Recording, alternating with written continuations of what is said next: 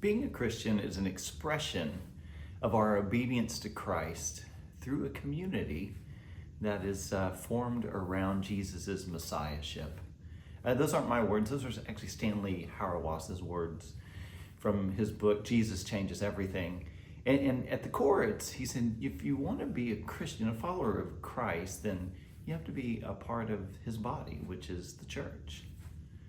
You know, the first truck that I ever owned way back in the day, it actually came with some standard things, and there were some things that were add-ons. The two add-ons that I did not get was a rear bumper, and I did not get air conditioning because I thought those are just superfluous. I don't need a rear bumper. I mean, if somebody runs in the back of me, that's their problem, and I don't need air conditioning. I can just roll down the window.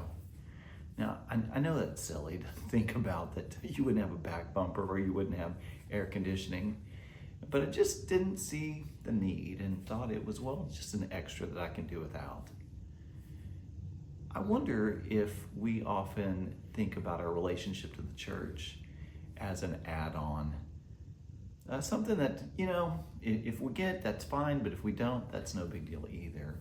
And yet what we find time and time again throughout Scripture, particularly the New Testament, is that Jesus' kingdom is embodied in a group of people. And it as they live in relationship to one another, that the fullness of what God has promised comes to fruition.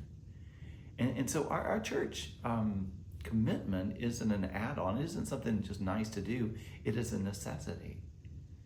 And so I want to invite you to think about at least 5 areas and your commitment to church. Your prayers. Are you praying for your church, your church leadership on a daily basis? Your presence. Is it a priority that when you are in town and available, that you are in worship and in a small group and you are there, giving yourself to those relationships and being there for others? Your prayers, your presence, your gifts, the talents and passions that you have, are they being offered to the church? Not to mention the resources that God has given you, or that are they being offered in a way that can support the ministry of the gospel of Jesus Christ? Your prayers, your presence, your gifts, your service. How are you serving within a local community, a church? And then finally, your witness. And your witness is not only the lifestyle that you live, but also the words that you're using. When's the last time that you've invited someone to church? Our commitment to a group of people who are formed around Jesus is at the center of our discipleship in following Jesus. It is not a nice to. It is not an add-on. It is at the very core of what it's all about.